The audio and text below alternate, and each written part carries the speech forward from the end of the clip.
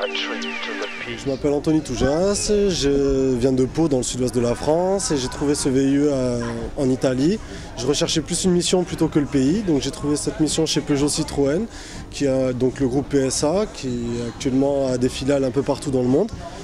Et donc actuellement je bosse pour la partie banque du groupe Peugeot Citroën et je suis chef de projet informatique et ça fait 9 mois que je suis arrivé à Milan. Je m'appelle Anaïs Bambina, j'ai 26 ans, je suis arrivée à Milan il y a 2 mois, donc en VIE, à GEFCO, au contrôle de gestion. Donc, je m'appelle Fabien Olivieri, j'ai 25 ans, je viens de Normandie, en France. Je travaille depuis le 1er novembre. J'ai commencé mon VIE le 1er novembre dernier, donc ça fait aujourd'hui à peu près 7 mois. Je suis là, pas vraiment pour une mission spécifique, je suis vraiment rentrée dans le service, je fais le même travail que les contrôleurs de gestion déjà présents. C'est surtout qu'il y avait une grosse charge de travail et qu'ils avaient besoin de quelqu'un pour aider un peu. Je travaille chez GEFCO, donc une entreprise qui appartenait à PSA il y a peu de temps. Je suis chargé de projets informatiques, donc tout ce qui concerne les systèmes d'information sur les clients et sur les transporteurs. Je suis arrivé au mois d'octobre, donc ça fait actuellement 9 mois que je me trouve en Italie et j'ai signé un contrat pour 18 mois. Ensuite, il y a une possibilité de prolongation sur 6 mois supplémentaires qui est en cours de négociation avec l'entreprise. Professionnellement parlant, c'est vrai que comme je disais avant, on développe des compétences supplémentaires, on s'adapte à une culture, à un pays qui est différent de celui dont on vient.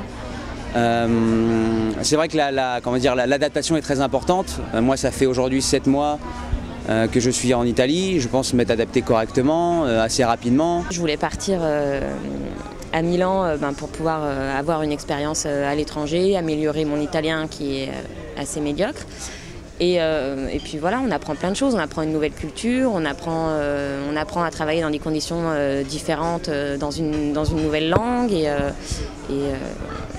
C'est pas du tout la même façon de travailler comme en France, où là on n'a aucun problème déjà pour communiquer. Là, il faut savoir s'adapter au travail qui est différent, il faut s'adapter à la langue, il faut s'adapter aux façons de travailler des gens.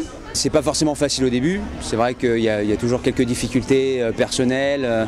On se sent un petit peu forcément isolé, mais c'est vrai qu'en fin de compte, quand on arrive à s'intégrer correctement, c'est que du bonus. Franchement, c'est intéressant, tu gagnes des années sur l'expérience de travail. Du coup, on peut dire grosso modo que grâce à cette expérience, j'ai économisé 8 ans de travail.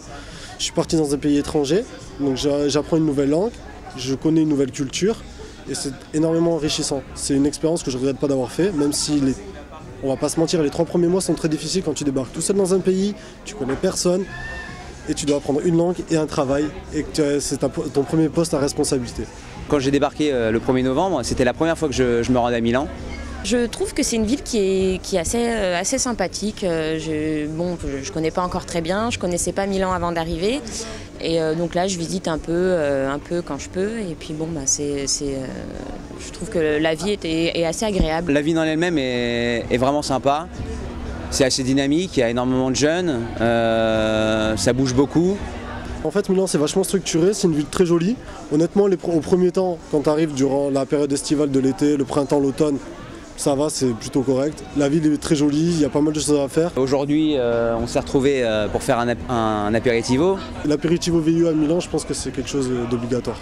Surtout entre VIE, comme ça au moins tu rencontres de nouveaux gens et si tu as la nostalgie du pays, ces gens-là seront toujours là pour t'écouter. Ça permet de renouer un petit peu aussi avec nos racines, de parler un petit peu français, de rencontrer des gens qui sont dans la même situation que nous, d'échanger nos expériences, de faire un petit peu le point sur nos situations et c'est vrai que ça fait du bien.